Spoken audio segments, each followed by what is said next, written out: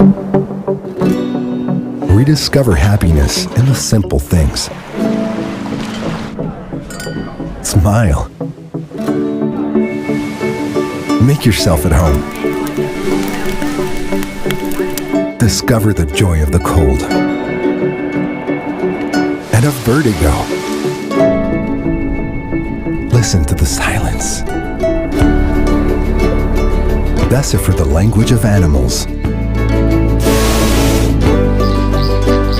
Walk amidst thousand-year-old forests and the countless forms of life that live there. Travel through the city's underground. Appreciate the view from up high.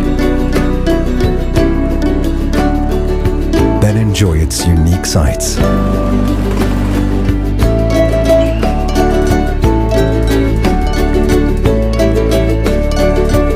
Look at the horizon and wonder if there is more than meets the eye.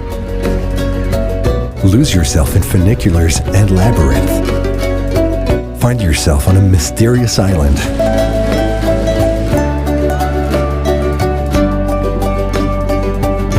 Be amazed by a different culture. Learn about ancient beliefs and traditions. Marvel in their colors and shapes. Wait for the calm of night. And yet, feel that you are never quite alone.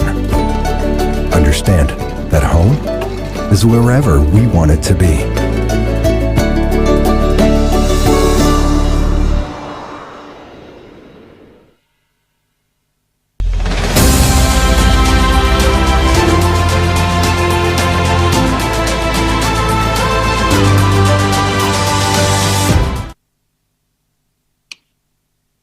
Thank you very much for joining us today to this webinar.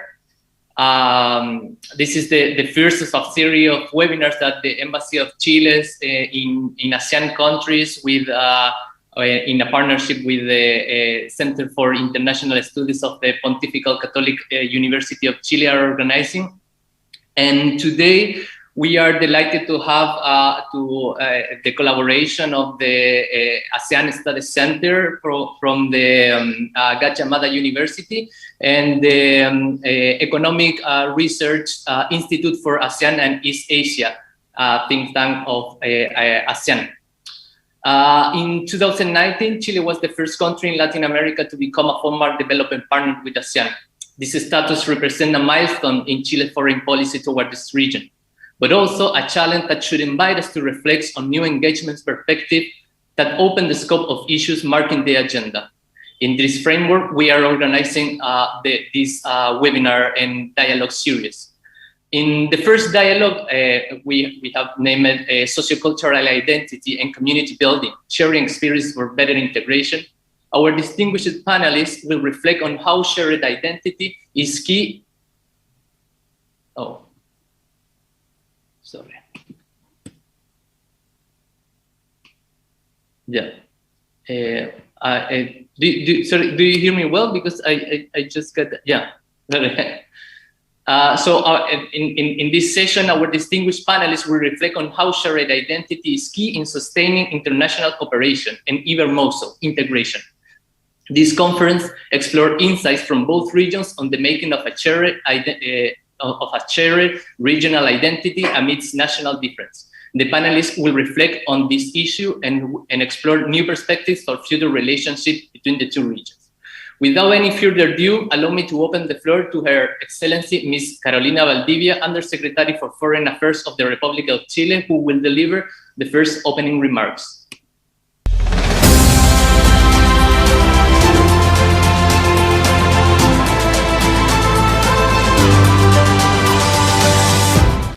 Excellency Satvinder Singh, Deputy Secretary General of ASEAN for the Economic Community, distinguished ambassadors, academia, lecturers, dear friends, I am delighted to deliver some remarks in the inauguration of the cycle of dialogues organized by the Chilean embassies to the ASEAN countries in collaboration with the Center for International Studies of the Catholic University of Chile.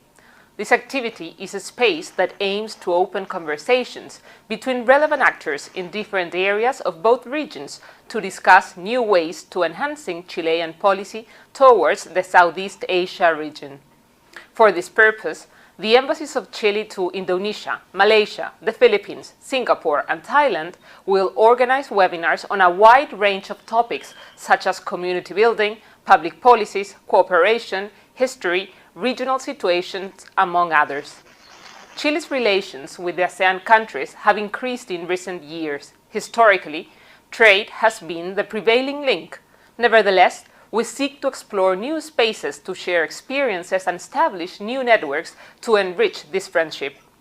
Considering the historical ties and friendship between our countries, Chile has a special commitment towards ASEAN and aims to foster greater integration.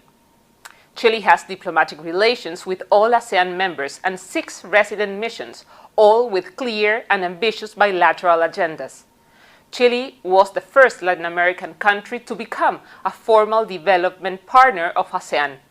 This status represents a milestone in Chile's foreign policy towards this region, but also a challenge that invites us to reflect on new perspectives of engagement that open up areas of agenda-setting issues.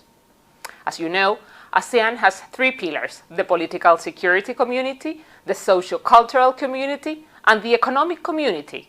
And Chile is aware that a comprehensive relationship must address each of these axes. On good governance, we have invited ASEAN member states and the General Secretariat to participate in a course that will address this topic in October this year to share the experience we have gained in this area. In addition, we expect to present in the coming weeks our cooperation project on financial intelligence analysis, which will allow us to generate further strategic exchange in this area. Given the similar development experiences of Chile and the ASEAN countries, it is possible to develop spaces for cooperation to overcome common problems. For example, with Indonesia, we are working closely on ocean protections and sustainable fisheries. With Malaysia, we are exploring cooperation in areas of innovation. And with the Philippines, we could work on public policy and addressing inequality. Likewise, with Singapore, we are working in green hydrogen and digital economies. With Thailand, we have a capacity-building cooperation program for all ASEAN members. And with Vietnam, we have shared our expertise in superfood cultivation. Of course, there are new challenges that we should face together, such as climate change, a global priority that requires urgent and common action. On this issue, Chile has designed an ambitious agenda to transform its energy matrix, starting with solar energy and hydrogen fuel generation. For this project, we have campaigned with the ASEAN countries for a partnership in this endeavor. I would like to conclude highlighting that this series of online dialogues is the first step of its kind. We hope that the results of these conversations will lead to fruitful ideas for our foreign policy and a better mutual understanding. Thank you all. Thank you. Now, Deputy Secretary General for the Economic Community of ASEAN, His Excellency Satvinder Singh, will also deliver his opening remarks.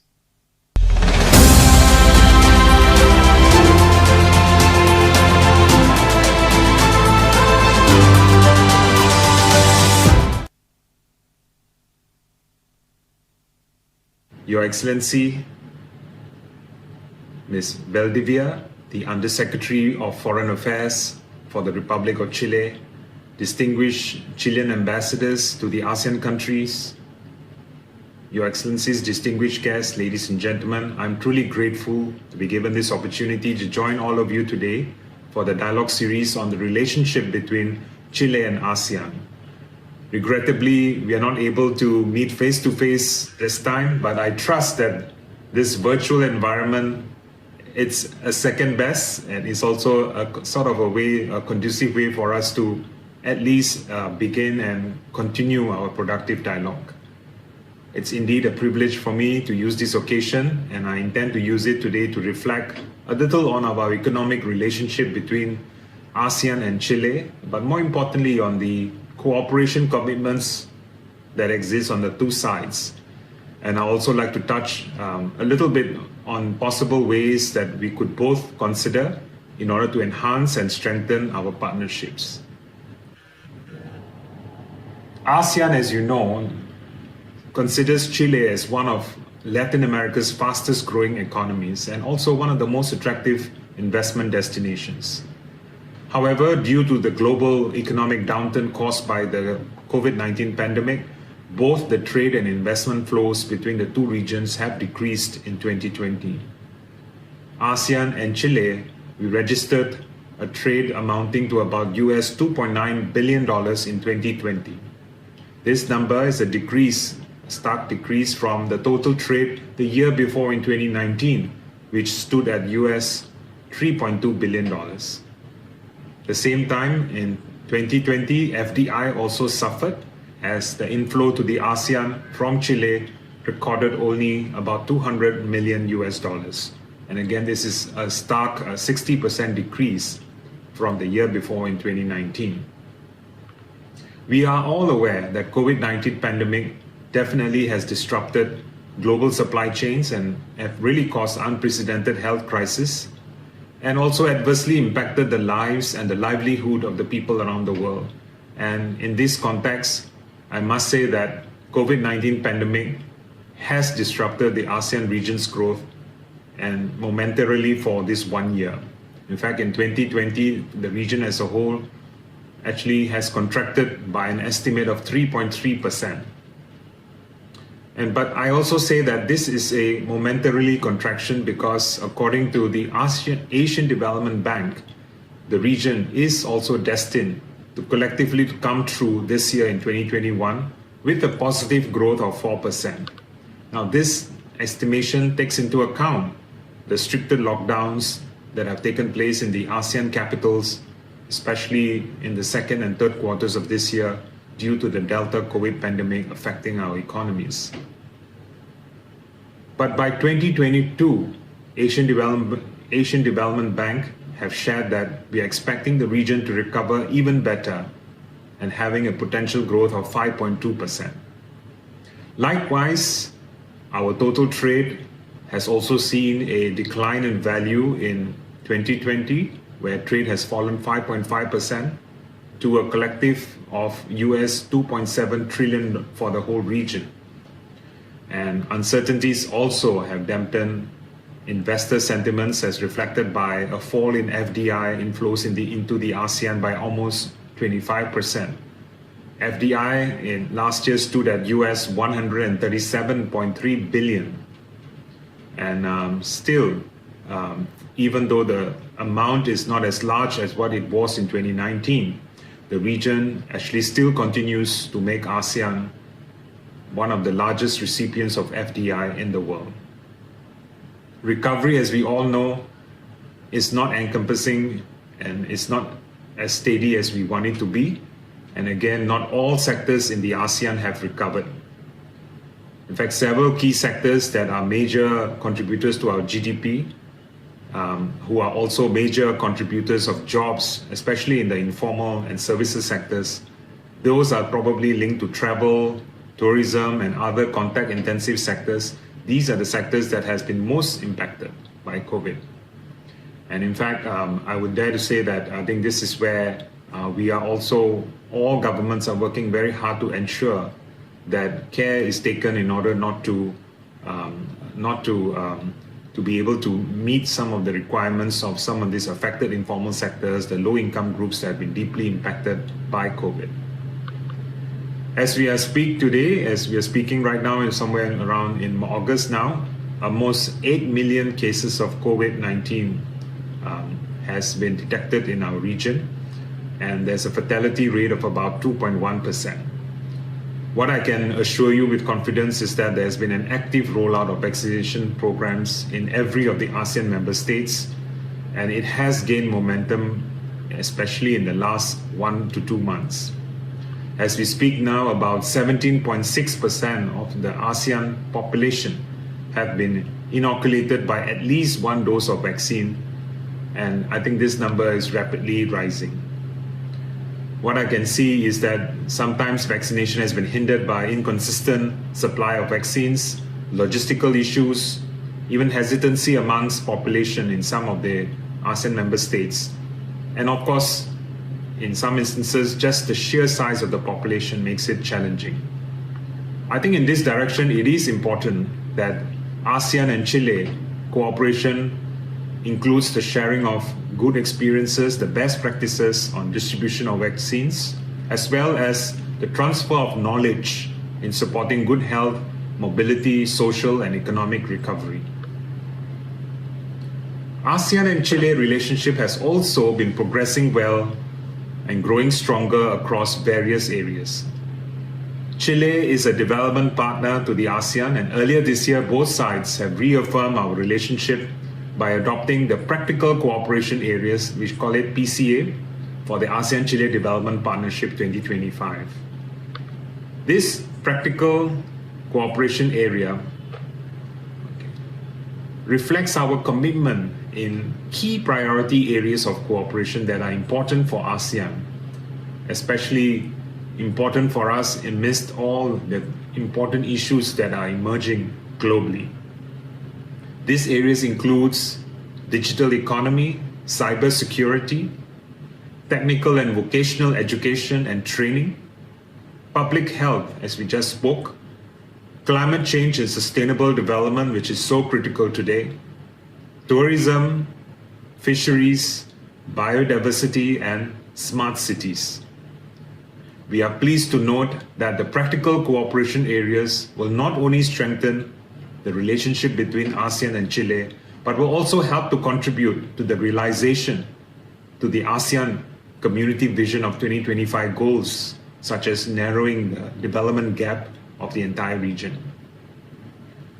We are highly thankful and we truly value Chile's commitment to support the implementation of the existing cooperation activities with ASEAN through the ASEAN Pacific Alliance Framework for Cooperation. This partnership definitely has brought benefits that will improve the economic and trade ties between the two blocs. And in this regard, we should also anticipate closer engagement through the development and implementation of a new ASEAN and Pacific Alliance work plan, which will stretch from now to 2023. We look forward to that. Finally, I would also like to take this opportunity to express my sincere appreciation for Chile's interest in joining the ASEAN-Australia-New Zealand Free Trade Area Agreement. This agreement is considered a high-standard, modern, and ambitious agreement amongst all of the ASEAN agreements, and ASEAN definitely could become an attractive destination for Chilean investment and further enhancement of global supply chains between your region and the ASEAN region, as well as I do believe that through this new agreement, Chile could also strengthen and serve as a stronger gateway for the ASEAN region to access Latin American markets and opportunities. We hope that we could enhance the economic linkages between the ASEAN and Chile. We hope that we can increase our trade and investment, broaden the market opportunities, people-to-people connectivity, and create a much larger economy of scale for businesses in our respective markets. On the whole, I do believe that we have made significant progress deepening our ASEAN-Chilean relations. However, there still may be opportunities for further enhancements to unblock the potential of the both markets. Now, this maybe could be in the areas of fresh investments that are mutually beneficial, and I see the areas of sustainable mining initiatives or sustainable renewable energy initiatives as tremendous areas where there could be opportunities for both sides to harness. In closing, I would like to take this opportunity to once again thank the government of Chile for convening this event. I do believe that through such exchange of dialogue, of ideas, of commitment on both sides in wanting to strengthen our partnerships, one thing will only happen, which is our relationship will get stronger, will get more real, and the benefits of our closeness will be felt by our businesses and the betterment of our people. Thank you very much.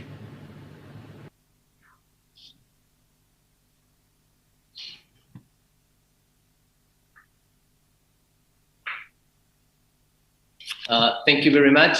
Now I would like to invite to Mr. Jorge Sad, Director of the Center for International Studies of the Pontifical Catholic University of Chile, to deliver his remark. Thank you, Jorge. Who is joining us from Chile, by the way.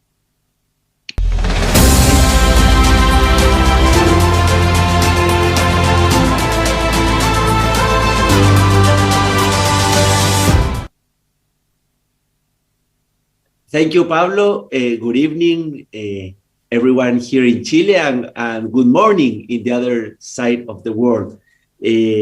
Undersecretary of Foreign Affairs, Carolina Valdivia, the Deputy Secretary General of ASEAN, Satvinder Singh, the Ambassador of Chile to Indonesia, Gustavo Ayares, and the panelists, the experts that we will be sharing with us their insights of Chile-Asian perspectives. For the Center for International Studies, it's a great pleasure to co-host or to collaborate with this initiative, with this series of dialogues between Asia and Chile and the opportunities around that.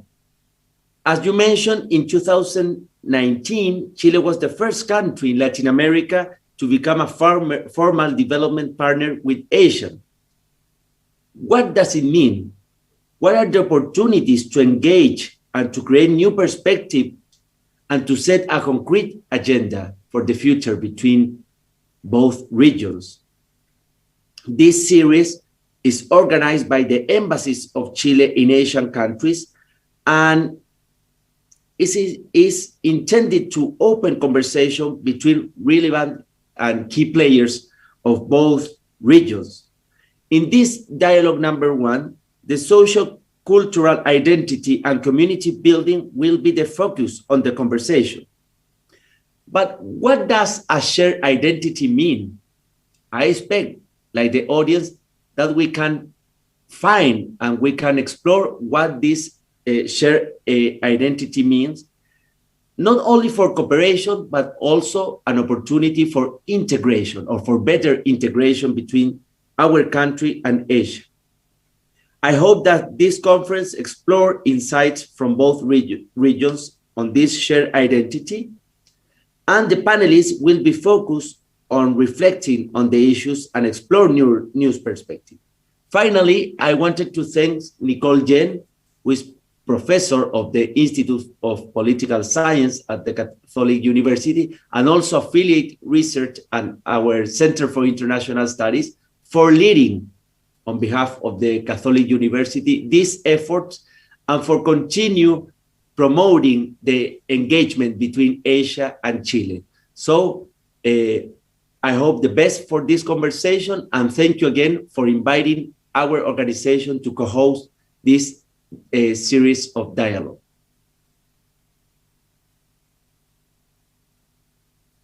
Thank you, Jorge. Thank you very much for all your words and the cooperation from the Catholic University. Now, finally, before starting the conversation of the panelists, the Ambassador of Chile to Indonesia and ASEAN, His Excellency Gustavo Ayares, will deliver his remark, and from now on, he will guide the webinar. Thank you very much.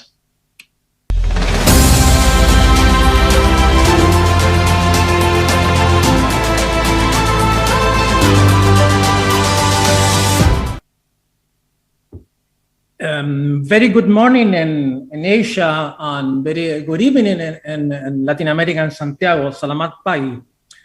My first word will be appreciation for the Pontifical Catholic University and its International Studies Center, to the University of Gadmaya Asian East Asia Studies Center, and also to our panelists, Nicole, Julia, and Risa, my friends, and greetings from Jakarta to all, especially to my colleagues, Ambassador of Chile and ASEAN countries.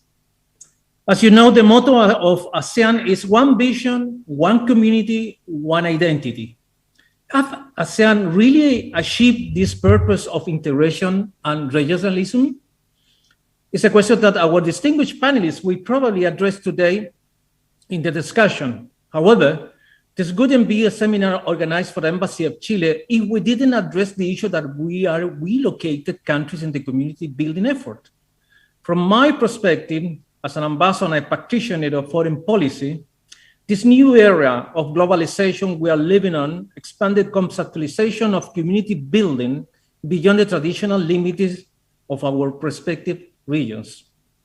Global issues and global challenges, such as a pandemic, we are going through remind us that of every day that integration should be more than reduction of tariffs. Integration should be in first term mutual knowledge, but should also be global, be innovative, and be inclusive.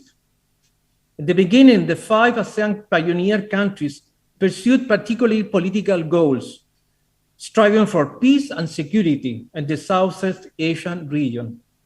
They learned to trust each other, to develop the habit of working together, and to foster trust and goodwill. In its more than 50 years of existence, the association has expanded its scope of aspiration and has become one of the most successful examples of regional integration. As the structural organization suggests, ASEAN has built a sense of belonging to a common ground, and its community made up for 3 pillars, namely ASEAN Economic Community, ASEAN Security Community, and ASEAN Socio-Cultural Community. But this common ground is larger than its bare geographical location.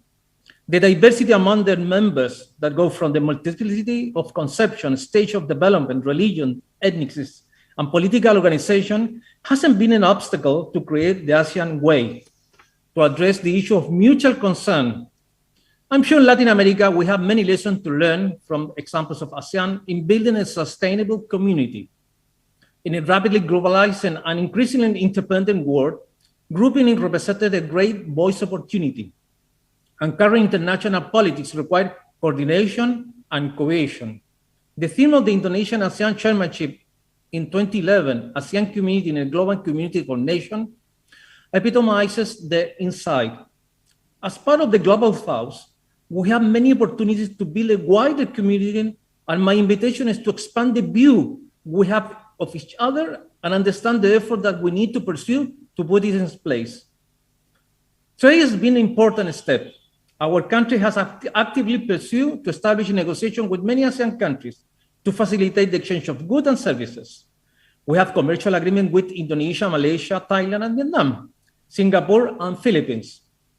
We are sharing interested in CPTPP with Singapore, Vietnam, and Malaysia, and Brunei. But also we are working in innovative areas such as digital economy, as we recently signed the Singapore and other countries, the Digital Economic Partnership Agreement, DEPA, which aim to facilitate the environment of exchanging new technologies, innovations. But we cannot rely on this if we want to navigate together towards the future. More importantly, we need to know each other to work together. As the old saying said, you cannot love what you don't know. And therefore, the initiative that gathers us together is paramount.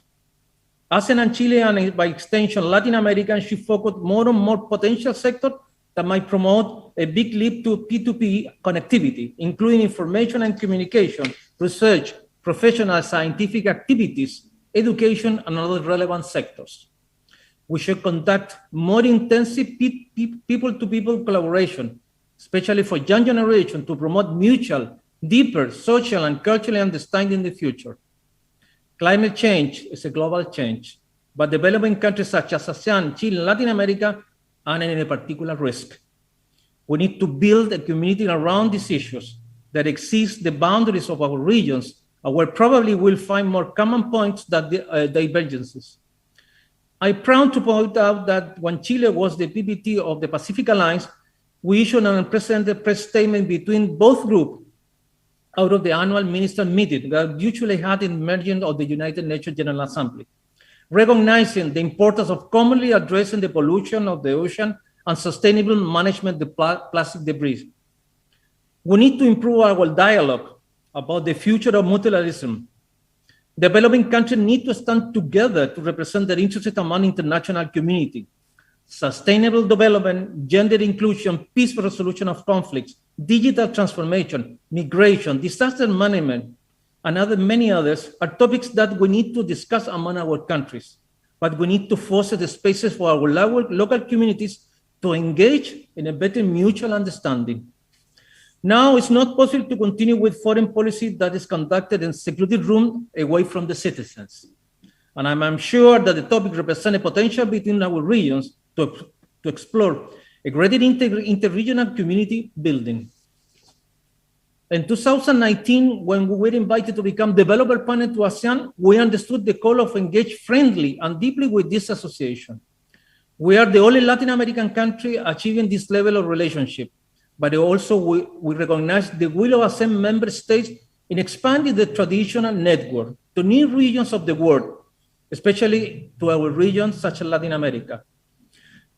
Both geographically and culturally remain separated from the Southeast Asia.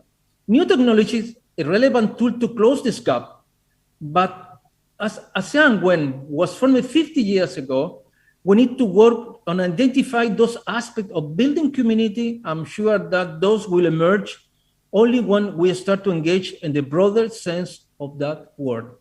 Thanks a lot for hearing me. La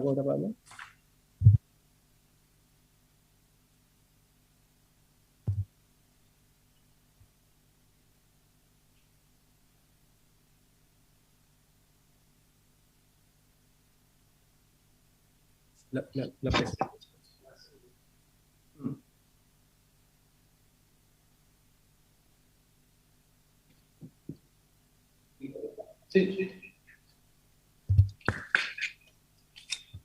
Okay, we are starting with the panelists, Nicole and Julia.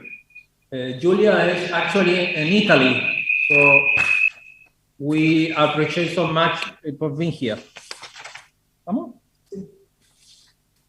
¿Cómo empiezan todos?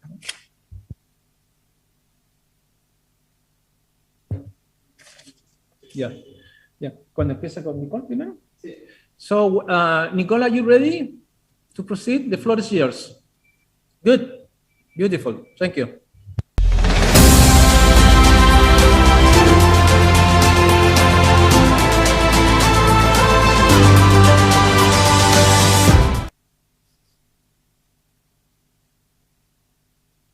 Good morning and good evening from Chile. It is a pleasure to share this space with everyone from different parts. I hope everyone can hear me. Can you just give me a sign? Yes, perfect. Ambassador Ayades, thank you very much for having launched the effort together with your team to create this unprecedented dialogue series that aims to build a bridge between this part of the Pacific Ocean and the other. Socio-cultural identity and community building experiences for better integration is our topic today. Some cynics might say that there is no such thing as a shared regional identity in Latin America or South America, considering, for instance, the disbanding of UNASUR, the Union of South American Nations, the crisis of regionalism in general in Latin America, and occasionally flaring conflicts between countries. These have historically seldom escalated into war, but that does not mean that inter-regional relations are only friendship and happiness. Cynics on the other side of the globe have voiced similar criticism about Southeast Asia. Can we really speak of a regional identity and community where great power rivalry is putting increasing strains on the possibilities to find common ground within ASEAN? Where the Tatmadaw took power in Myanmar unconstitutionally earlier this year, disappearing and killing its people, with ASEAN in part unwilling and in part unable to do anything to put the country on a path to a peaceful future.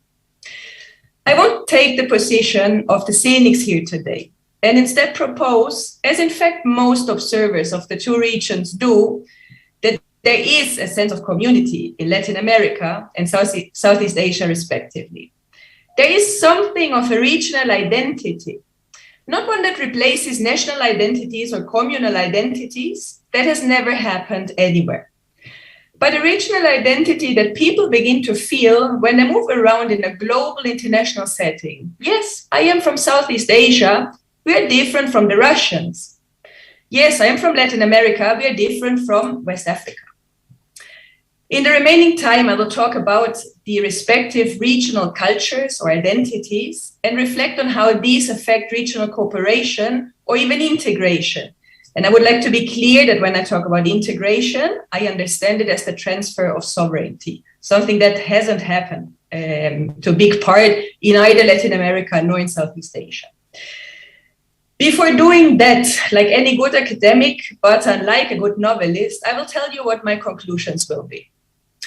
Latin America and Southeast Asia have different regional cultures, each being explained to a large part by the process in which these states have gained independence and positioned themselves in the international system during the time since. But none of these is better or worse for integration. They have facilitated cooperation, but to what point states have decided to cooperate or to create regional policies is not a result of the content of the regional cultures, but in my view is explained quite simply by political decisions. I guess I might be somewhat controversial, so please bear with me and feel free to disagree in our Q&A session. Let me begin with the older states as they are in the current form, the ones from Latin America. There's one notion that describes Latin America's regional culture with a view to its international behavior. That is a formalistic, legalistic approach to international relations. Legalismo, we might say. How can we observe this culture? Well, lawyers have a particularly high standing in Latin American societies. Latin American states take pride in supporting and complying with international law. In the 19th and early 20th century, states resolved a considerable number of international conflict, mainly over borders, through international arbitration. Latin American states also signed a large number of international treaties and agreements, according to one account, the largest number in the world. This is reflected also in the proliferation of regional organizations over time. There are many, many of them. Many with limited use, and they have stayed behind their self-proclaimed goals of cooperation and integration. But the Latin Americans will say, we signed an agreement, and this in itself is worth quite a bit. Legalismo. Now, I'm sure that at least some amongst you will think, are the Latin Americans really more compliant with international law than other states, to the effect that this would propel better integration? The answer is no. Latin Americans have disregarded the decisions of international courts. They've produced a large number of constitutions throughout their history, but states have often fallen short of living up to the principles enshrined in these texts. The international agreements often reflect quite the opposite of what they do in practice: competition instead of cooperation. But that doesn't matter. What matters is that Latin Americans or Latin American political elites identify themselves as a people that have a special attachment to international law, that they cultivate this idea, and it is something that unites them, a common ground on the basis of which conversations can take place.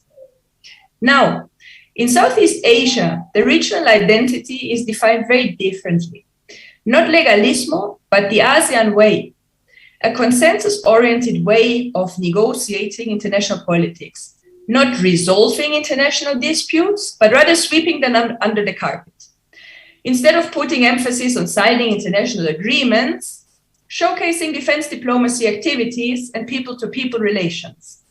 Saving face, not intervening in the internal affairs of other states, and not running the risk of pressuring anyone into something they won't like. Do Southeast Asians always respect the ASEAN way principles? Of course not. They have taken international disputes to the International Court of Justice. They have even resorted to arms, which cannot be seen as a strategy of sweeping conflict under the carpet. Sometimes they have intervened, even quite considerably, in the internal affairs of others. Again, this is of secondary importance as long as Southeast Asian states identify as a grouping united by the ASEAN way, something that can facilitate cooperation. Do Southeast Asian states rely less on international law principles than the Latin Americans? The answer is again no. They have engaged the great powers insisting on the right of sovereign equality and have been particularly vocal in defending the international law of the sea. These are just two examples of many, many others. Why then has legalismo emerged as a shared regional culture in Latin America, but not in Southeast Asia, if both these regions have relied and made use of international law principles? International law, as it regulated international conduct today, was written and gradually institutionalized during the late 19th and early 20th century. At that time, Latin American states consolidated. Its lawyers and jurists participated in the legal discourses, advancing those great principles that sought to protect Latin America, first, from continued interference of the Europeans on the continent, and second, from the United States, which was emerging as a great power at the time. The principles of sovereignty, of non-intervention, the prohibition of annexation, and others. Europe was in a state of constant war and conflict, so the Latin Americans could place emphasis on their own attachment to international law to resolve conflict. Also, talking the language of international law was then a means to belong to the exclusive club of civilized nations, which was important for the Latin Americans in order to be seen as equal on the international states, something that independence itself had not granted them. When Southeast Asia gained independence, international law was largely consolidated. In the emerging Cold War, it became politicized, and thus many countries abstained from recurring to international courts to solve international issues.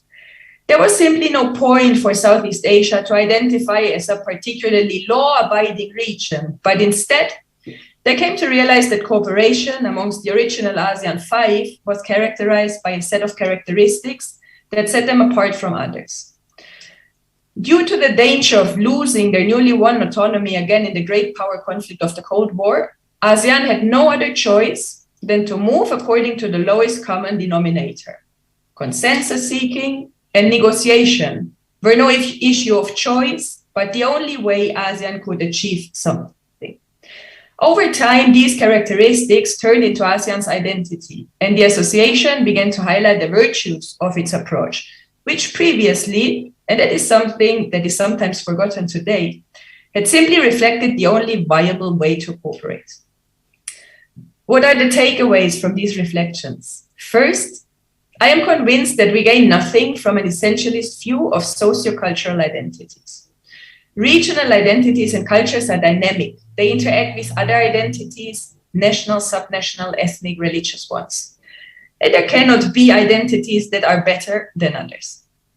I tried to show briefly here that the regional identities of Latin America and Southeast Asia are socially constructed, that they are the product of interactions under specific circumstances rather than something innate and absolute.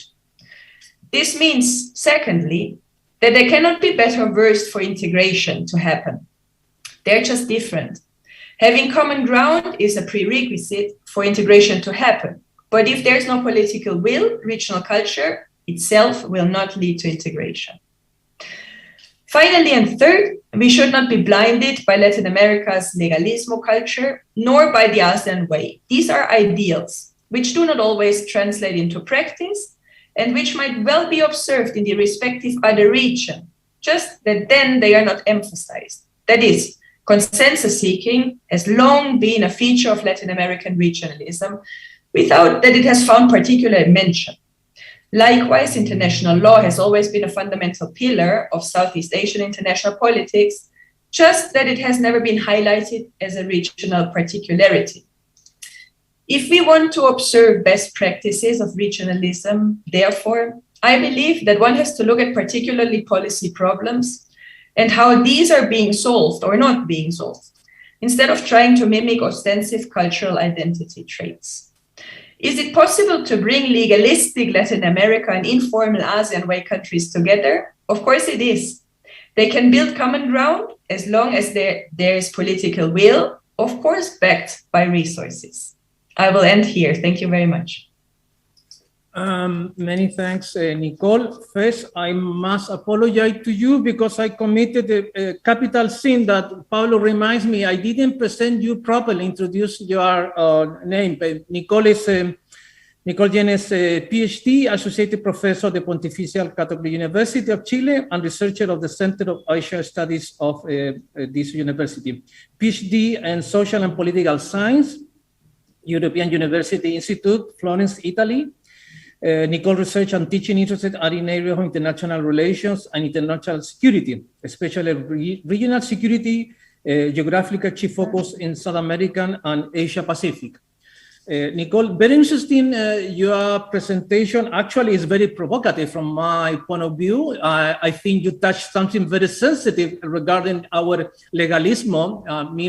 Maybe in order to explore better integration, better cooperation, maybe we must, because it's a learning process, so maybe we must learn about Southeast Asia tradition of consensus. I don't know, maybe the legalism is explanation because the mutual trust is not as strong enough. So, but a very good intervention, beautiful presentation. So, may I introduce now to Julia Ahmone Marsan.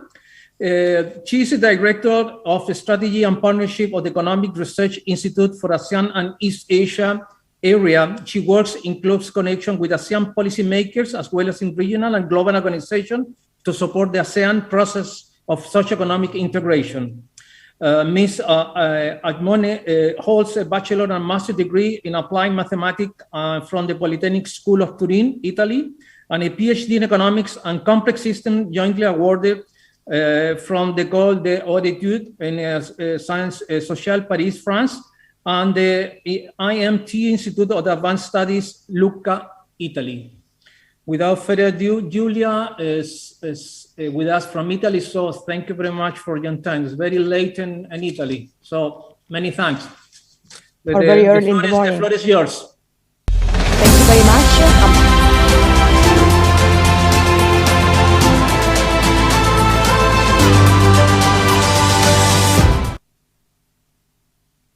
I think it's now time for me to start speaking. Thank you very much, Ambassador Ayare, for the very nice introduction. I see that nobody's saying anything, so you can probably hear me clearly. That's good, perfect. Good morning for those of you who are in Asia, and buenas tardes, or perhaps buenas noches, for those of you who are in Chile or in other Latin American countries. I am delighted to be here at this event, and thank you very much to the Embassy of Chile in Jakarta and to all the organizers for this kind invitation to join the dialogue today. So I will try not to be very technical or very specific in my time, so that we also will allow time for the Q&A session later.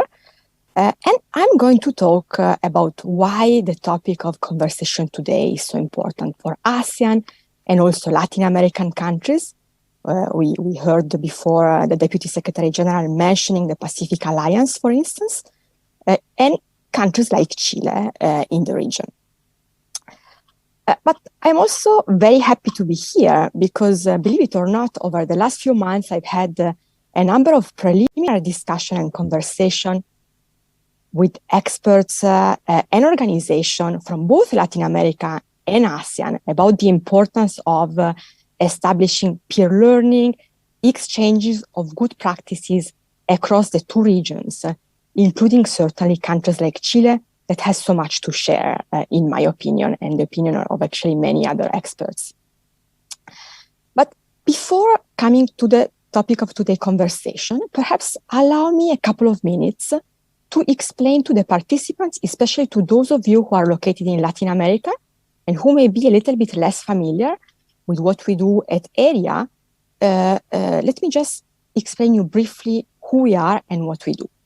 As the ambassador kindly mentioned in the introduction, AREA means Economic Research Institute for ASEAN and East Asia, and we are an international governmental organization that was established approximately in 2007 by the East Asia Summit.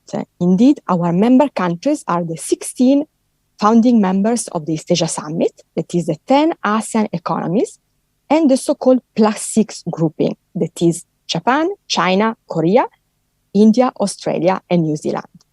So we work very much, and actually this is our mandate, to promote socioeconomic integration and development, primarily at ASEAN level, and also, in the broader East Asian context.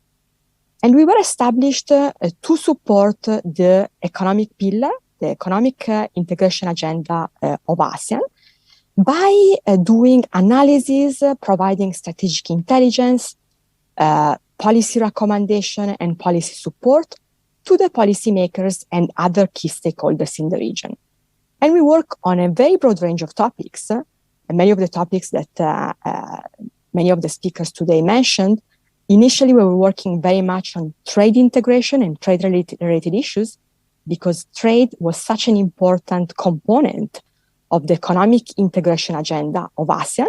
We have been, for instance, very much involved in the negotiation of RCEP, the recently signed mega trade agreement in the region across the Pacific. But now we are working on many other topics, from the digital economy to the circular economy, smart cities, education and skill development, another very, very important topic for the region, women economic empowerment issues, and much more. We work also in close connection with the ASEAN Secretariat, and also every year we support the economic pillar of the ASEAN chairmanship calendar. We are already working clearly with Brunei this year, and we are already engaging in conversation with Cambodia to discuss our support to the chairmanship in 2022. But now let's come to the topic of our conversation today. That is cultural identities and community building. This is something extremely important and sometimes a little bit forgotten by people doing my job, that is people working on economic development. But we shouldn't forget this very important topic, because cultural identities and community building are shaping economic development and trajectories. And we have a lot of evidence of this. Flows and movement of people, they often bring stronger commercial ties between different nations, and for instance, are the basis of very practical things, such as the opening up of new flight routes or tourism flows across country. Another very powerful means for integration and exchanging and also community building is certainly education, an area that, as the Deputy Secretary General of ASEAN was mentioning, is also an active area of collaboration between us and Chile. This is certainly a very, very powerful means to strengthen cultural ties, identities, and linkages. Let's think, for instance, about communities of alumni who have studied abroad and are a vehicle to strengthen various types of relations across different jurisdictions. Knowledge flows of ideas, innovation, but also commercial, business, and trade relationships. And speaking about education, I'm currently these days in Europe, but normally I'm in Jakarta. Let's think about, for instance, to the Erasmus program from the European Commission. This has been one of the most successful programs in the European Union, and is certainly contributing to shape a common cultural identity of younger generations of Europeans, which clearly have a very, very strong impact on integration and also the development of economic linkages, as I was saying at the beginning. And if we think at another example, let's think about the Silicon Valley, this very successful cluster of innovation and new ideas in California. There's a lot of research and evidence pointing to the fact that flows of skilled individuals from different countries going to the Silicon Valley have greatly contributed to the creation of new ideas, new startups, new businesses, lots of innovation. So again, these ties these different cultural identities have a tangible and concrete economic development impact in many different locations around the world. And this, again, it's something, this is the reason why economists really, we need to look at these linkages, at this connection, to gain a better understanding of opportunities and the different potential trajectories ahead. This is also why the founding fathers of ASEAN have since the very beginning put a lot of emphasis since the inception of the ASEAN economic integration journey on the creation of a common identity, because they soon realized that the geopolitical and the economic platform couldn't succeed without some elements of community building and cultural integration. And this is something that we are starting also to observe. I mean, even in my daily job, we are in contact with many young legal entrepreneurs and startuppers from the region. And many of them, especially those that are digital, that have born digital, perhaps even during this crisis, they start to see ASEAN as a region, and sometimes even beyond in Asia, as a natural marketplace, as a natural platform to develop their innovative business models and activities. So many physical connections, but also virtual connections and opportunities to learn from neighboring countries these days. But now let's cross virtually the Pacific and let me spend a little bit of time to discuss about ASEAN-Chile relationships and also more in general, peer learning between ASEAN and Latin America. Other speakers before me today have remembered that Chile is a small, dynamic, open economy that in a sense is very much projected into the Pacific, defying East-West definitions with this farthest western island in Polynesia connecting the country to the east. And because also geography shapes not only community building and cultural identities, but also economic linkages, it comes with no surprise that Chile is fully engaged in economic platforms across the Pacific. Let's think about APEC, but many other speakers have already mentioned DEPA, the recent digital trade agreement amongst three small, innovative, and dynamic countries like Singapore, New Zealand, and Chile. And this is why I think there are so many lessons to learn across the different regions. This agreement is, if you want, a pioneering agreement that could be, let's say, replicated in different forms, in different incarnations across many other countries in the region. This is why I think it's an agreement that it's interesting to follow and understand in many different details.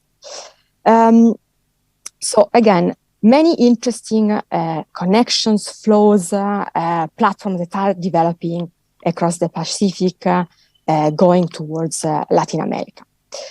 And now, before concluding, I would like to touch about the point that I was making at the beginning. So I really believe that there are many opportunities, many more opportunities actually, and perhaps this series of dialogue is really going in this direction, many opportunities of knowledge sharing platforms across ASEAN and the other side of the Pacific, the southern side of the Pacific, that is South America, with countries in the region, but also certainly Chile.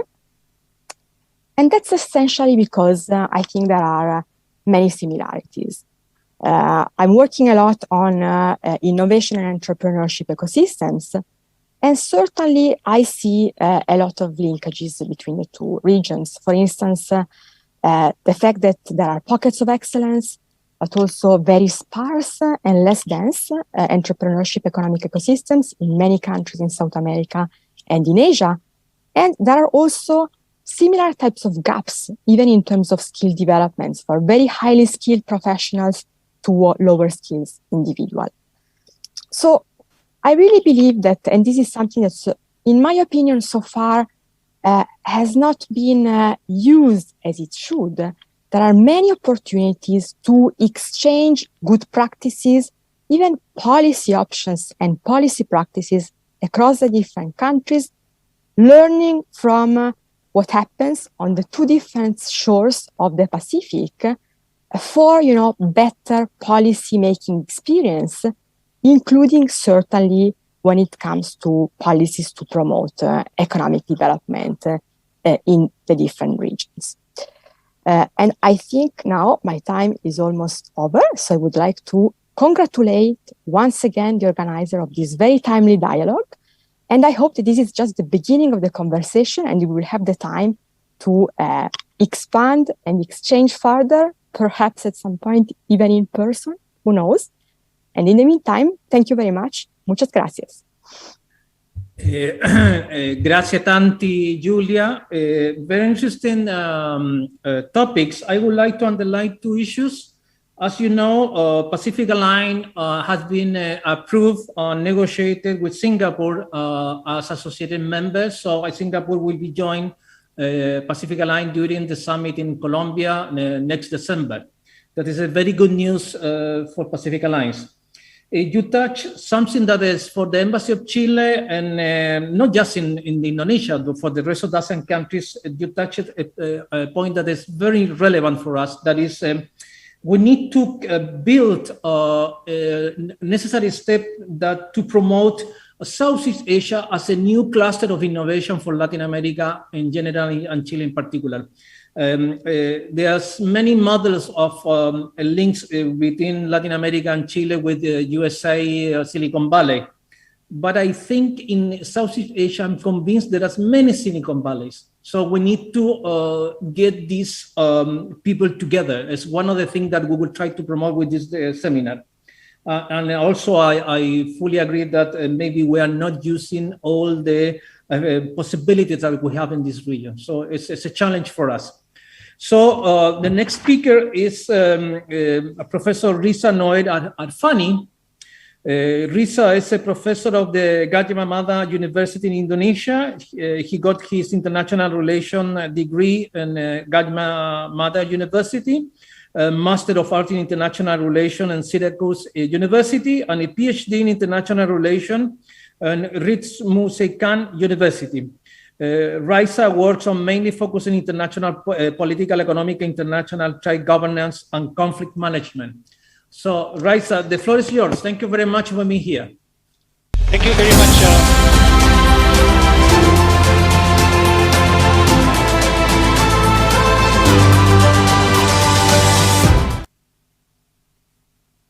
Thank you very much, Excellency Ambassador Gustavo Ayares, also for very kind introductions. And thank you very much also for inviting me and colleagues at the Gadjah Mada University's ASEAN Study Center to join these very important occasions. And I share perception, I share the feelings with other speakers, Professor Nicole, Jen, nice to meet you, Professor Nicole, and Julia Marsan, nice to meet you too. I learned a lot from your presentations previously. To open a bit on Latin American, my Latin American interest, Ambassador Gustavo, allow me to briefly talk about Gadjah Mada University connection to Latin America. So we have been with this region probably for more than 40 years by offering courses on Latin America. Me, myself, I've been teaching Latin American politics, history for more than 20 years, along with my senior colleagues who also train in the US for Latin American politics. So basically, we have a very strong relations in terms of academic life at Gadjah Mada University with Latin American countries. We have been also in collaboration with numerous embassies of Latin American countries in Jakarta for the past 30 years, I think. And for your information, we have also now having Sociedad Indonesia para America Latina. That's a place where Latino enthusiasts in Gadjah Mada University and around and in Jogja to deal with Latin American issues. So allow me also to share my screen, Ambassador Gustavo Ayares. Is it okay? Okay, so can everyone see the screen? Okay, so as I mentioned, so I also belong to this Sociedad Indonesia para America Latina. It was founded in 2008 by the then Dean of Faculty of Social and Political Sciences at Gadjah Mada University. He's now the Minister of State Secretary, Minister Pratikno. I was also with him to collaborate with several universities in Latin America. We personally visited Sao Paulo to sort of sign MOU with them. I'll talk about that later on. Also, in parallel with what Julia mentions about potentials to connect the dots, between the two regions among the academia. I think that's very possible. Also, I myself have a very good connection with professors, researchers under the WTO Chairs program. Some coming from Chile, some coming from Argentina, Brazil, Mexico, and so forth. So we have been also in touch and talking about so many shared problems that we face among developing countries in terms of trade, international trade. So next slide, please. Okay, so basically, I would like to present 3 parts on my presentations. The first one, I'll touch a bit on historical context of the two regions, especially between Indonesia and Chile.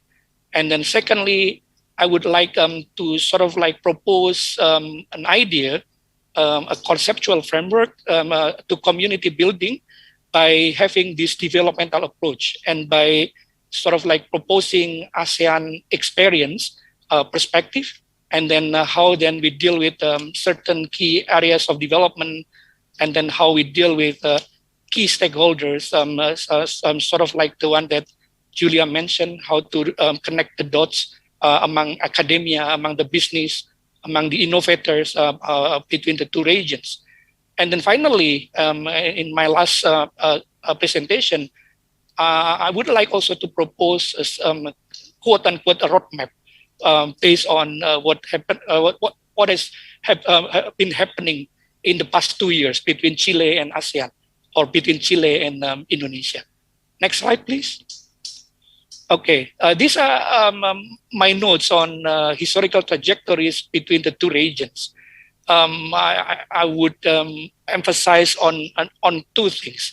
The first one would be related to Professor Nicole mentioned, the so-called what do you call it, legalismo in Latin America and ASEAN way in our part, because I believe that the two regions have parallelismo in terms of historical trajectories.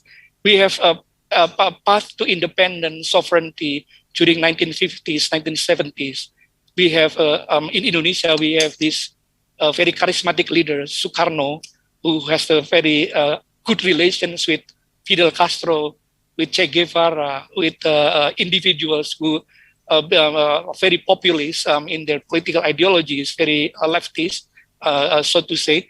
But at the same time, I think, especially Chilean also learn a lot how to deal with this populismo, with the coming of the General Augusto Pinochet, toppling down the Salvador Allende back in 1973.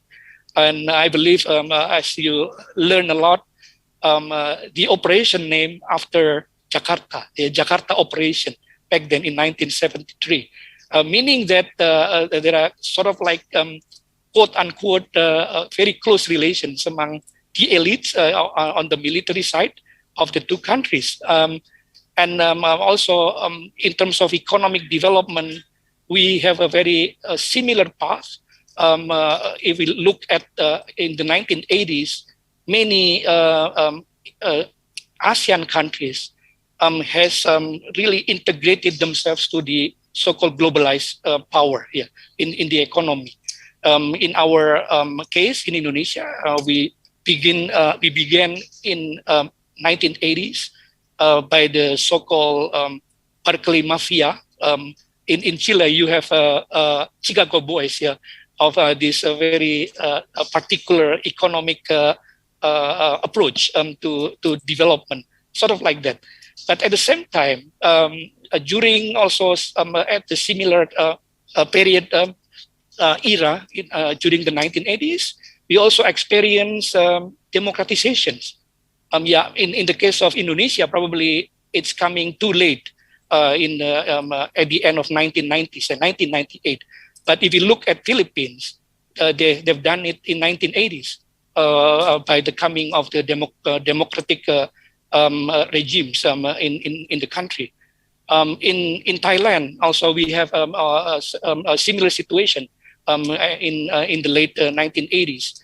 But then also we have problems dealing with this, and I'll come to the next slide. Next slide, please. Whether we have this shared, I would say, quote unquote, socio-cultural identity, in which I think, first of all, we have this populismo.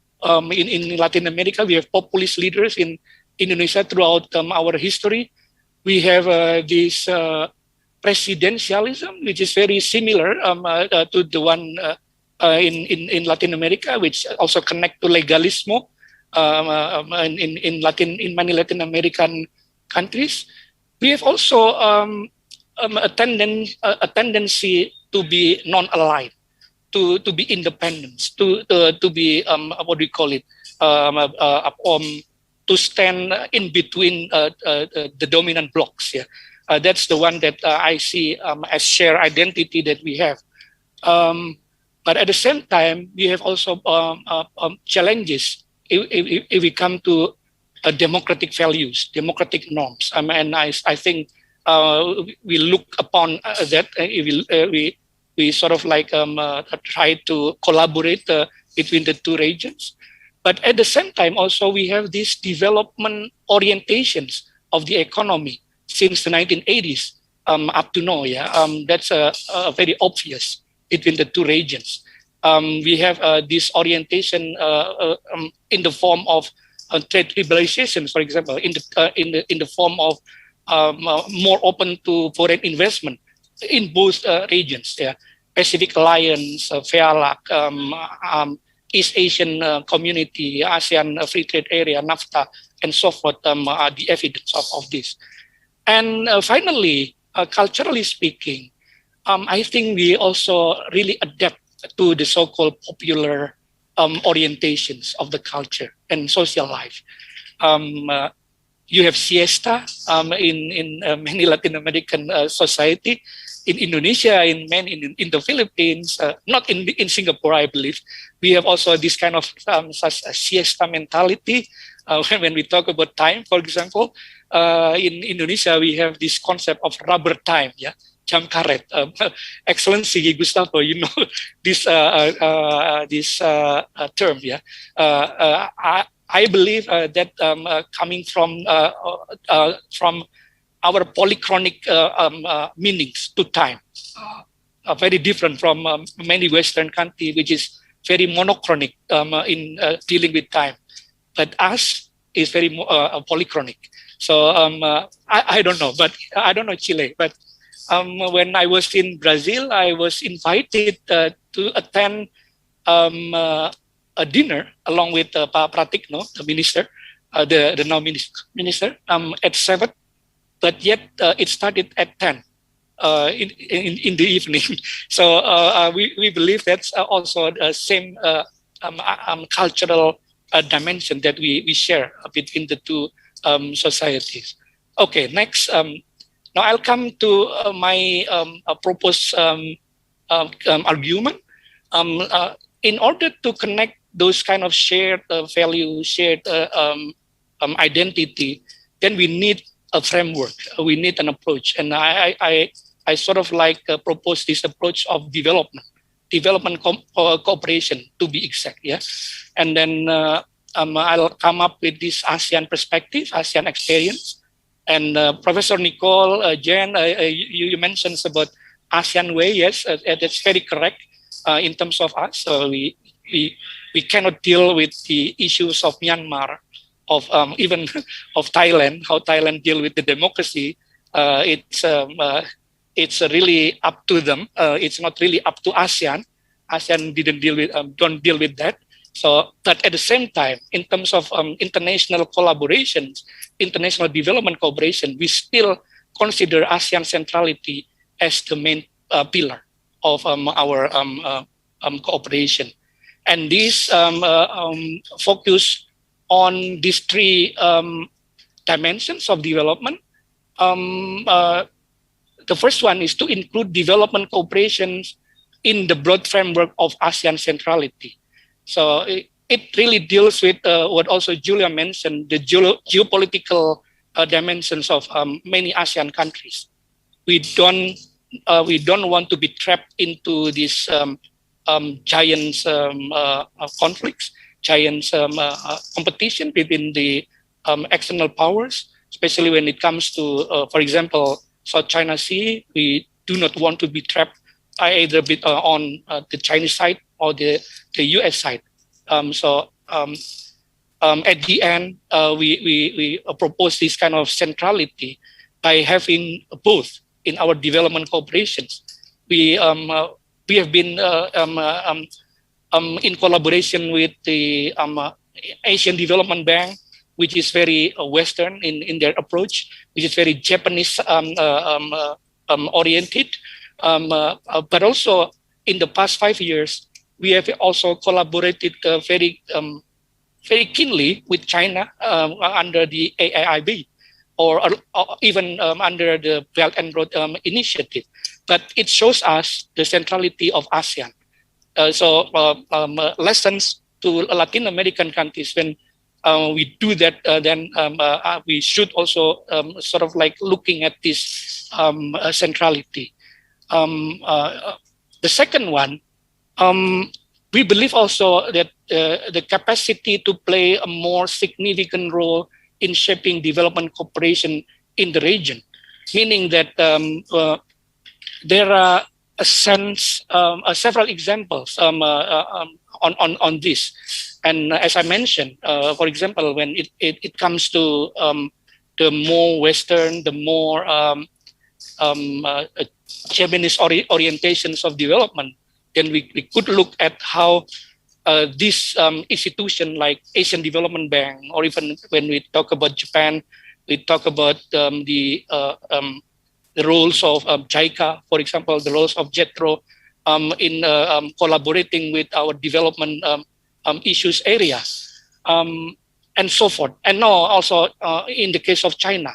In the case of China, we try to also emulate what happens back then in 1970s, in 1980s, with these Western counterparts, only with a very different context now with China.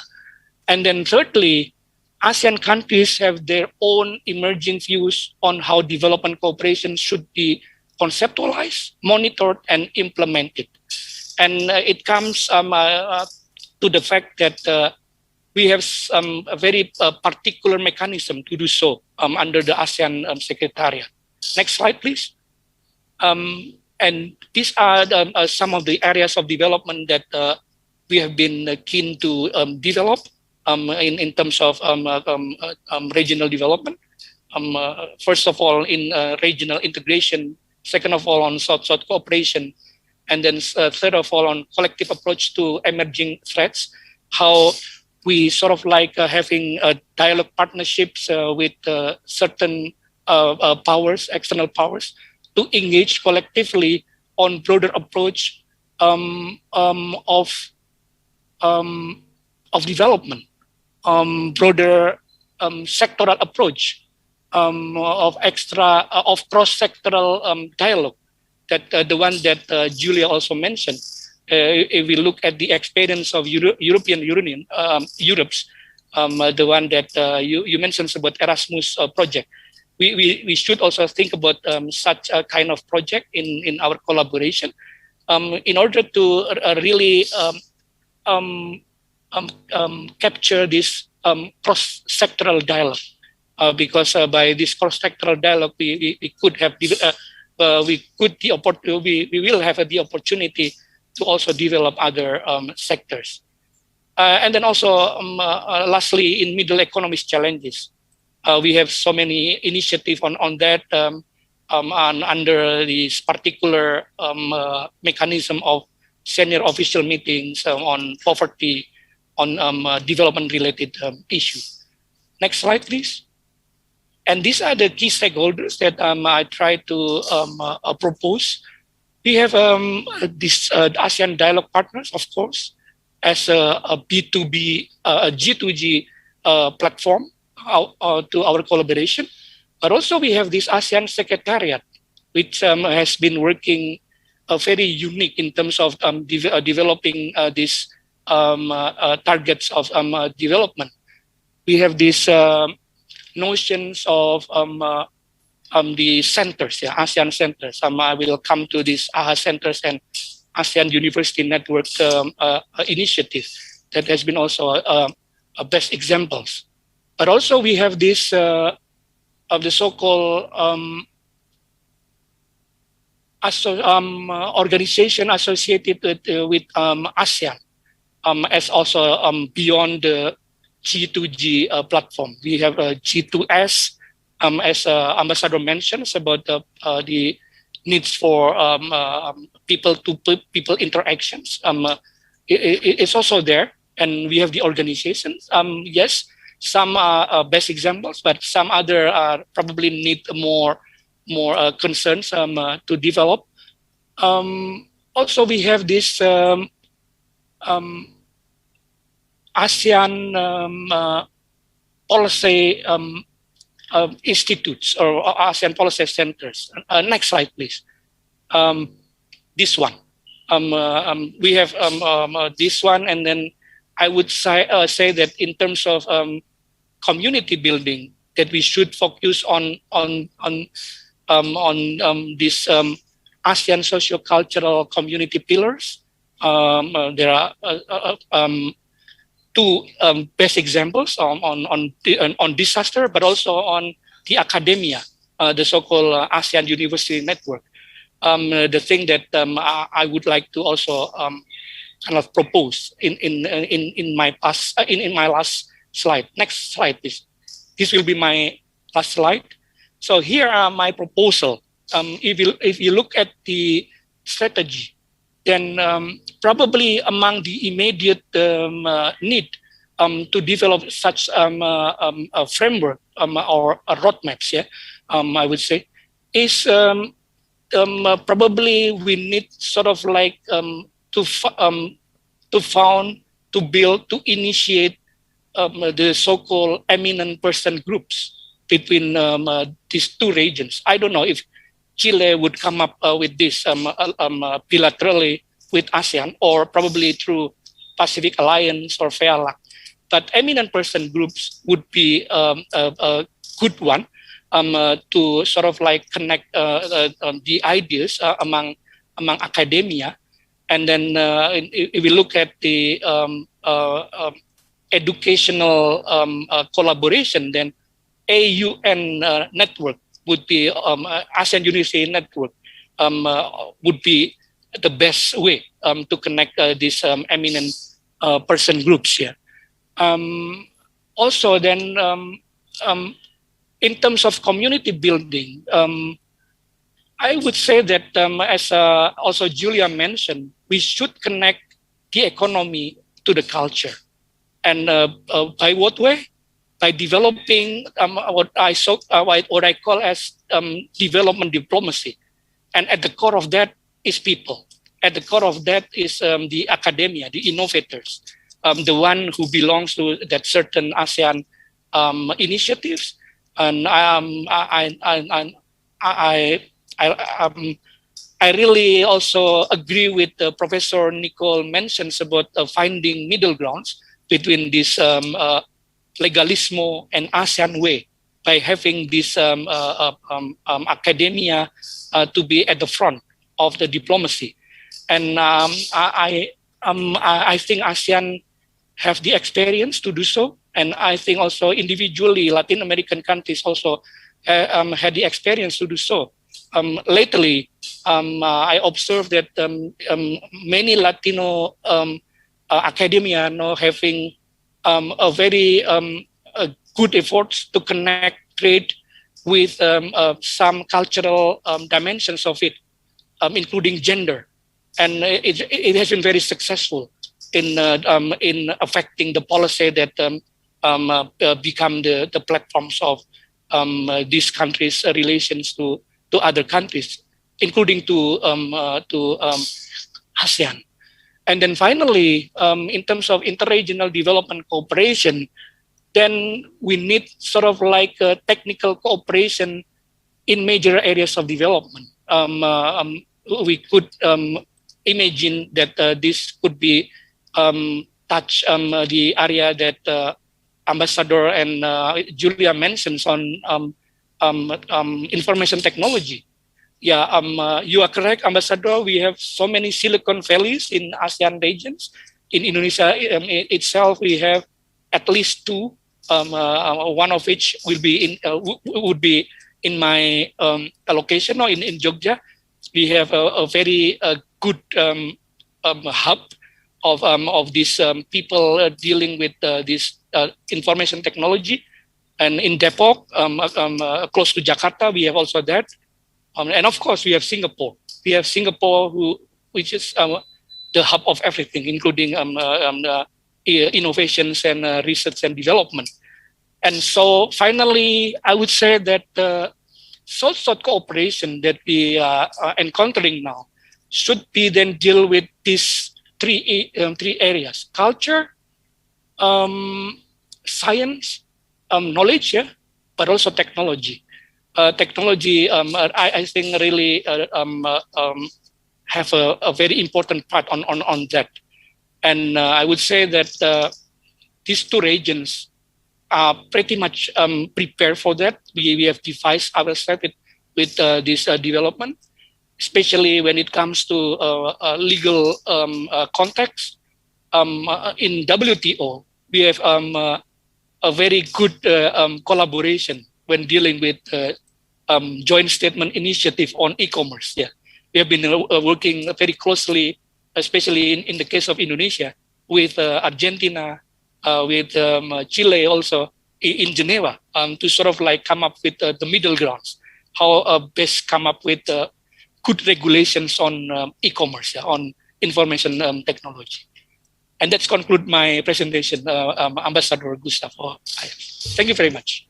Thank you very much, Professor Rice. Very interesting. I would like to add that in the case of Chile, we are in the middle or beginning of the political process, very relevant, because we are making, we will try to study and approve through the constitutional convention a new constitution for Chile that right now has been very social, active, and political also.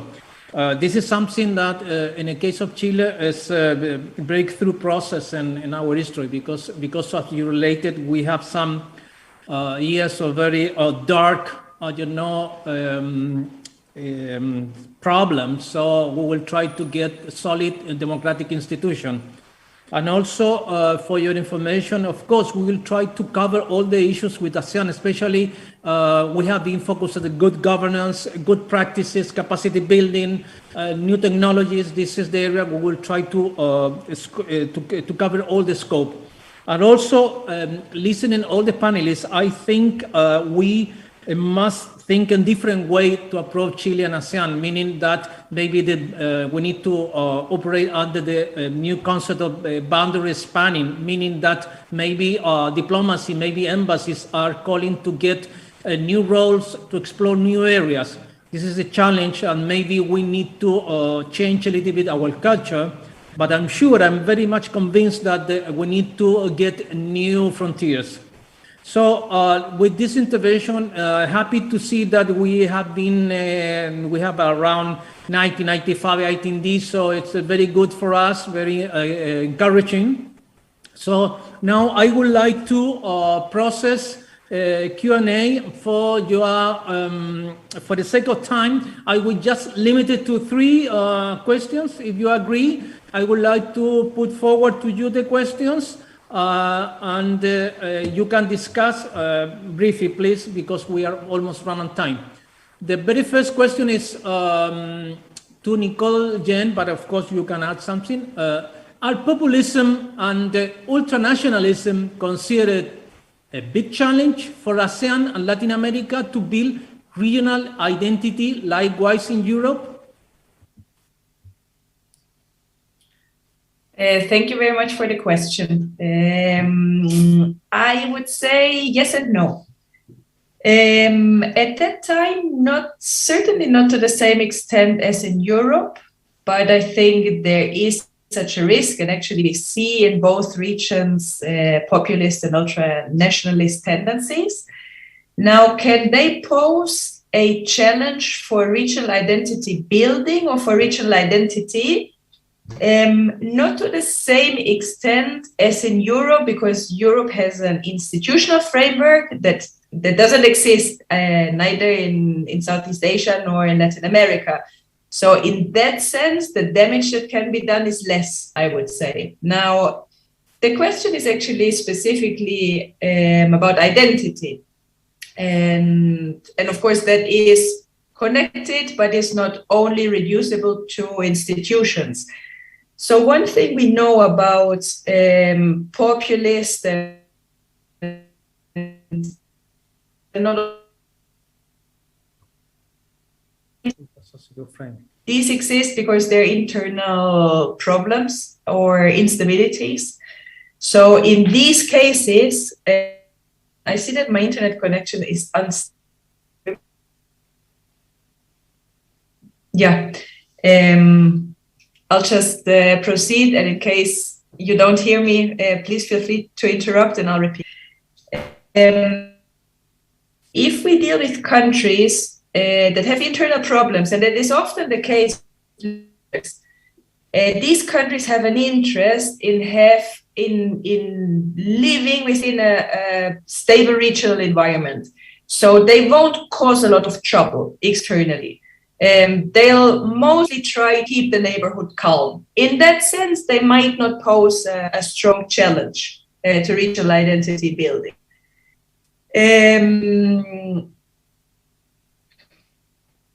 On the other hand, of course, ultranationalists, per definition, pose a challenge to any sort of regional idea, to any sort of a regional attempt to work for common good, right? The America First slogan that can actually be applied to any nation that does very much go counter any regional project. So the answer is a bit of a mixed bag. Okay, thank you very much, Jane. Julia and Raisa, would you add something briefly? Very briefly, what I can add is that at least in the economic community, there was certainly, some concern about these rising populisms around the world. Even before the pandemic, when Brexit happened, there were, many commentators, many papers from economists who were actually quite concerned.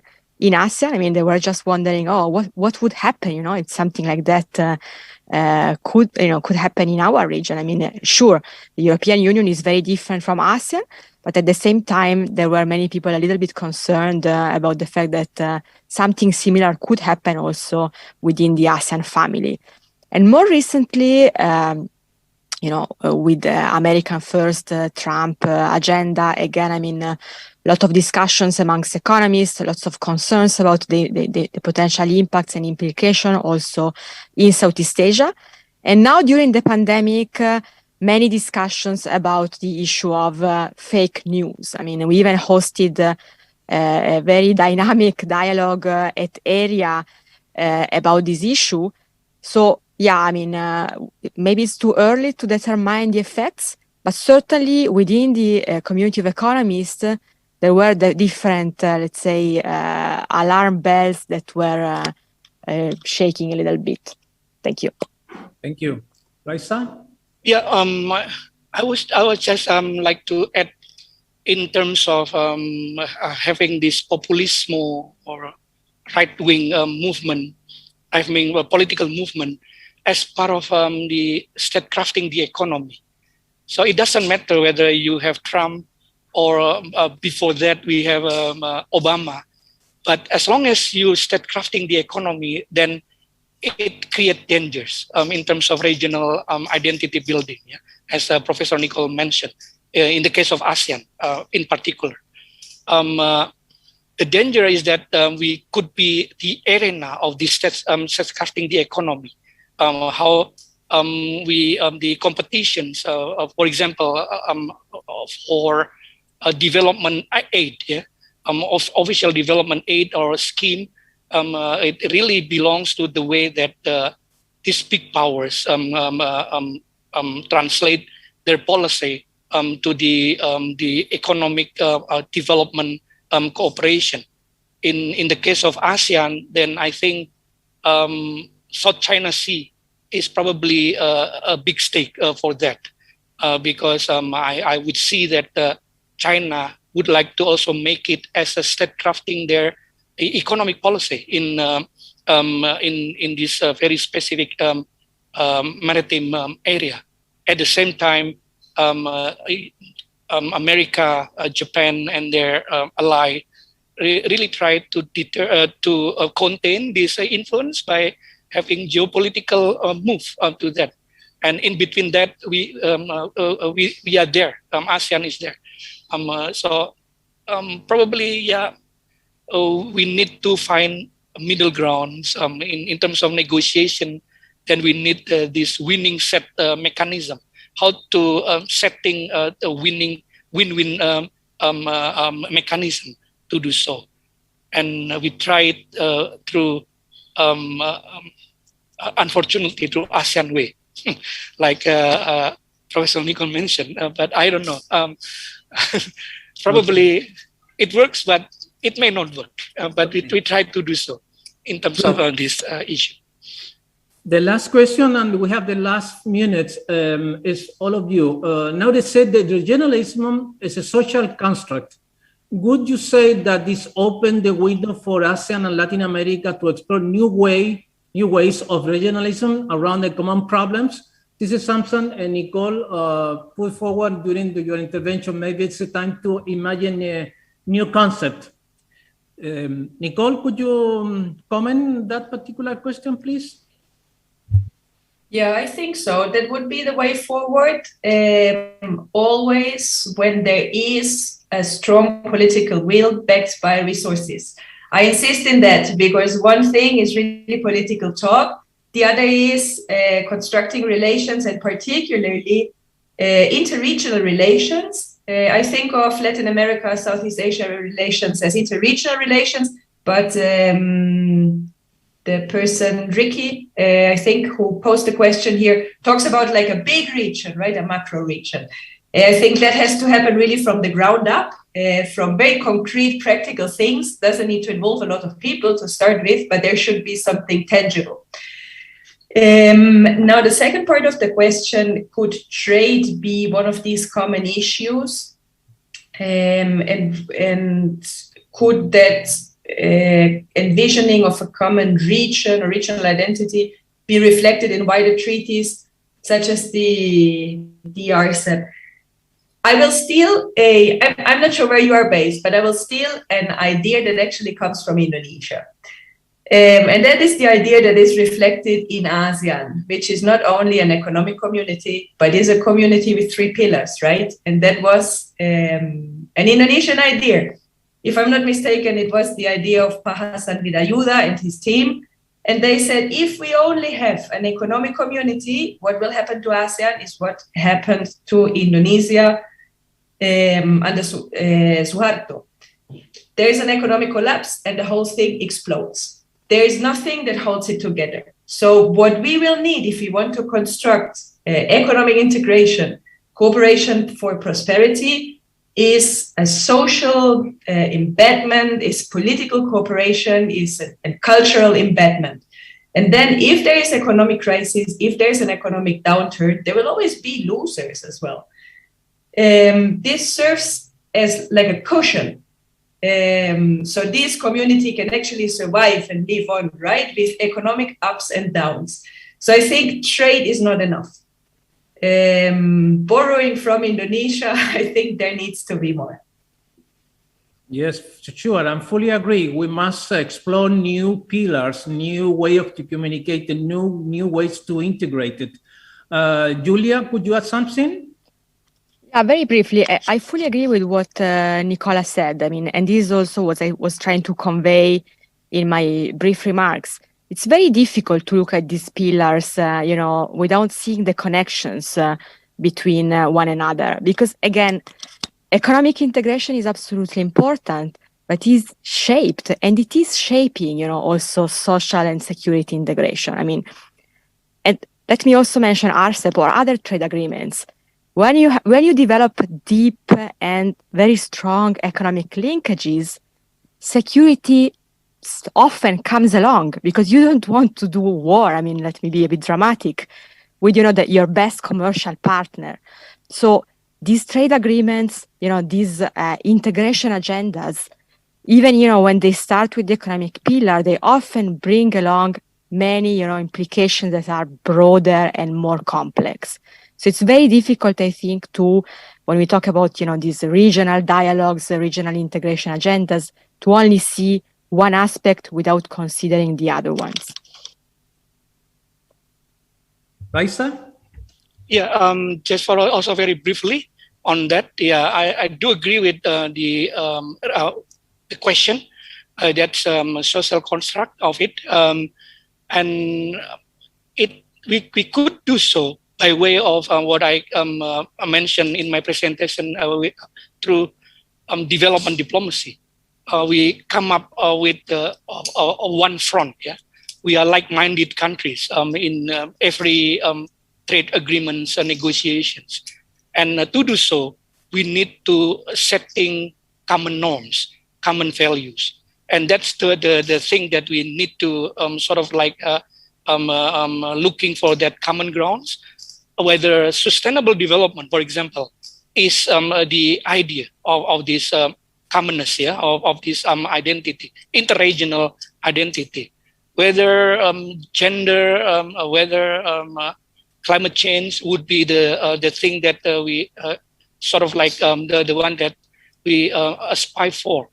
And as I mentioned, at the multilateral level, I think WTO serve a very good way to show this among us, yeah, among these interregional powers, along, of course, with the working of UNCTAD, yeah, United Nations Conference on Trade and Development, the one that emerged from Latino scholars, Raul Prebisch, yeah, the one that really having this idea of equality, of the trade that inclusive, the thing that we need to aspire together as countries, as countries that would aspire for better collaboration.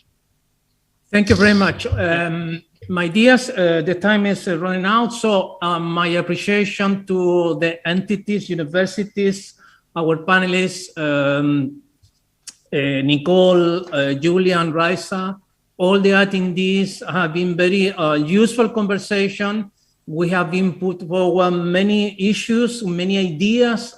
We must work on that.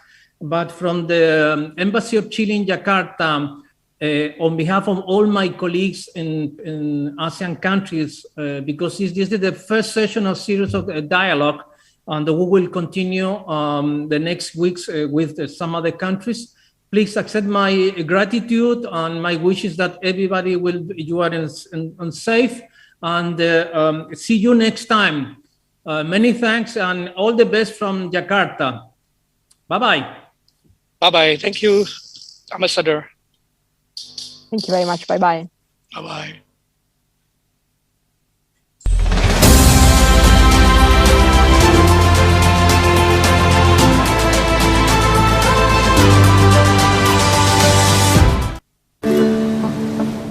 Climb to be free. Walk to feel alive.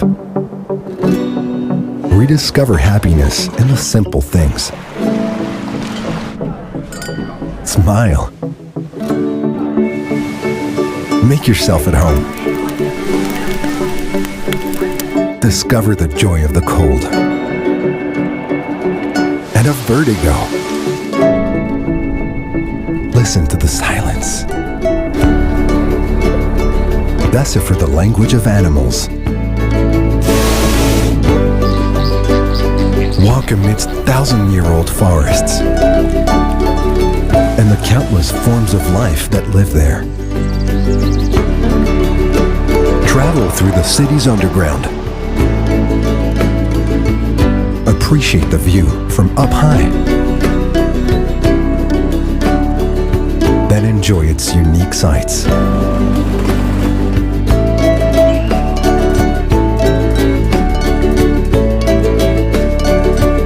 Look at the horizon and wonder if there is more than meets the eye.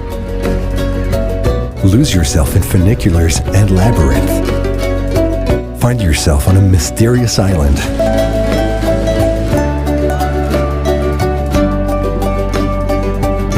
Be amazed by a different culture.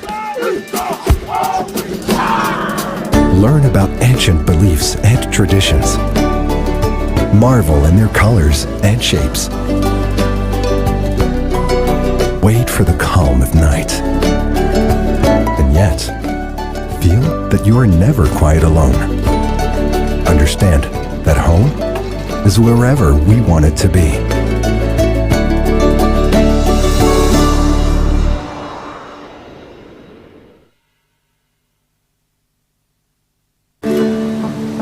Climb to be free. Walk to feel alive. Rediscover happiness in the simple things. Smile.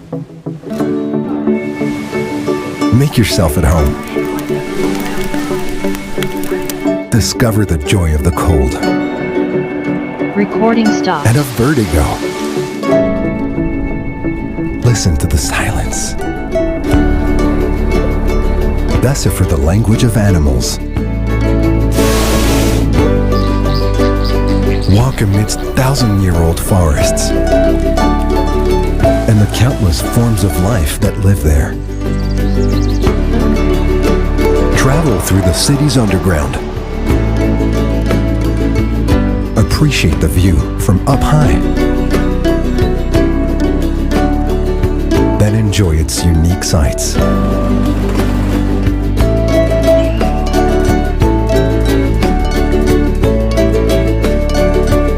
Look at the horizon and wonder if there is more than meets the eye.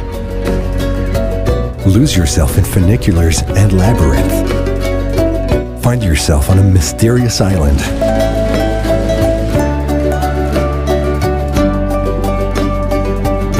Be amazed by a different culture. Learn about ancient beliefs and traditions. Marvel in their colors and shapes. Wait for the calm of night. And yet, feel that you are never quite alone. Understand that home is wherever we want it to be.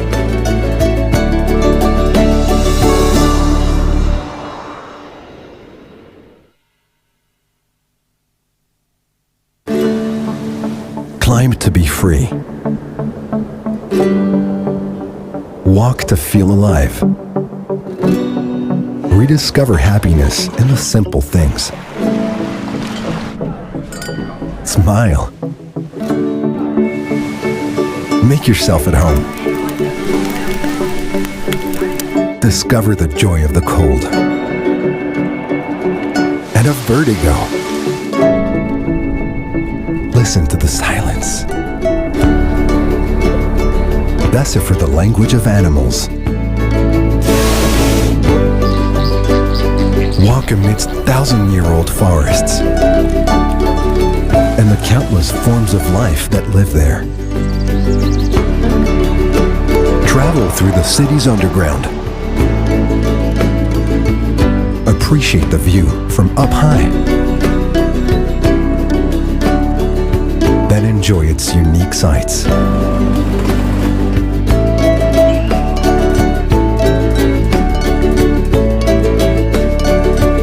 Look at the horizon and wonder if there is more than meets the eye.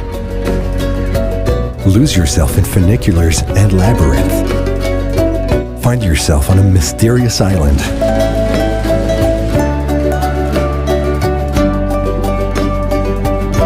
Be amazed by a different culture. Learn about ancient beliefs and traditions. Marvel in their colors and shapes. Wait for the calm of night. And yet, feel that you are never quite alone. Understand that home is wherever we want it to be.